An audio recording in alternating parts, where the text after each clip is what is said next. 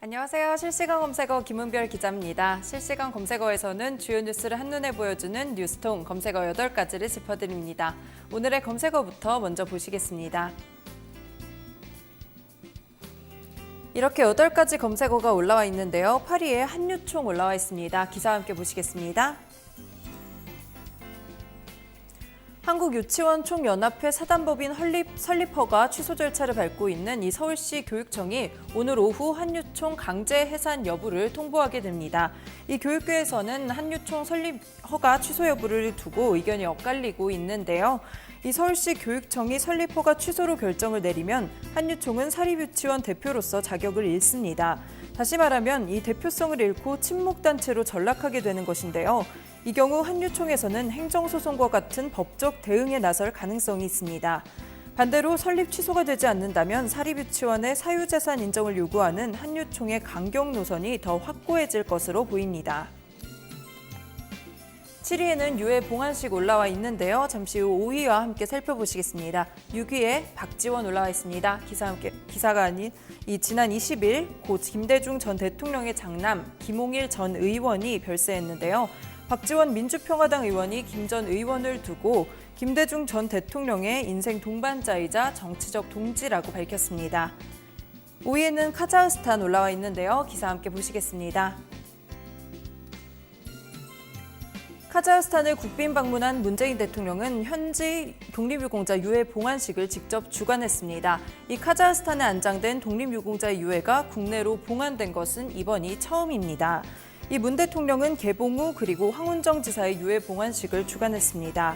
함경남도 영흥 출신인 개봉우 지사는 1911년 북간도로 망명해 광성학교에서 국사와 국어 교과서를 편찬하는 등 민족교육에 전념해왔습니다.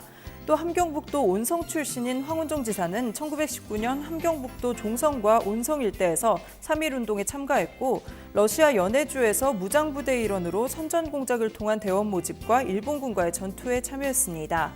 이번 봉안식에는 두 애국지사의 배우자까지 함께 대통령 전용기 2호로 모셔졌습니다.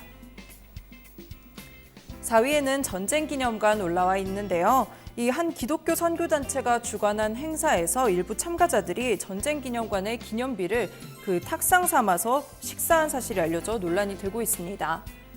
3위에는 외교부 올라와 있습니다. 이 현직 외교부 공무원이 강제 추행 혐의로 불구속 입건됐다는 소식이 있습니다. 2위에는 우크라이나 젤렌스키 올라와 있는데요. 이 우크라이나 대통령 선거에서 코미디언 출신 볼로디미르 젤렌스키가 당선이 유력해 보입니다. 젤렌스키는 TV 드라마 국민의 종에서 대통령 역할을 수행해 주목을 받고 있습니다. 마지막으로 1위에는 스리랑카 사고 올라와 있는데요. 기사와 함께 보시겠습니다. 스리랑카에서 부활절인 21일 연쇄 폭발이 발생해 262명이 사망하고 450여 명이 다쳤습니다. 스리랑카 내전 종료 후 10년 만에 최악의 참사라고 불립니다. 이번 사건은 종교적 극단주의자들이 저지른 이런 테러로 보이는데요. 참사 후 용의자 13명이 체포됐습니다. 희생자 중에는 스리랑카인뿐만 아니라 미국과 영국, 네덜란드, 포르투갈, 중국인 등이 포함된 것으로 알려졌습니다. 현재까지 한국 교민의 피해는 없는 것으로 파악됐죠. 이 끔찍한 부활절 참사에 각국 정상과 정부는 애도 성명을 발표하고 테러를 규탄했는데요. 문재인 대통령도 SNS를 통해 참사를 당한 스리랑카 국민들에게 위로의 뜻을 표했습니다. 오늘은 이렇게 뉴스통에 올라온 실시간 검색어 8가지 보셨습니다. 다음 시간에는 또 다른 검색어와 함께 돌아오겠습니다.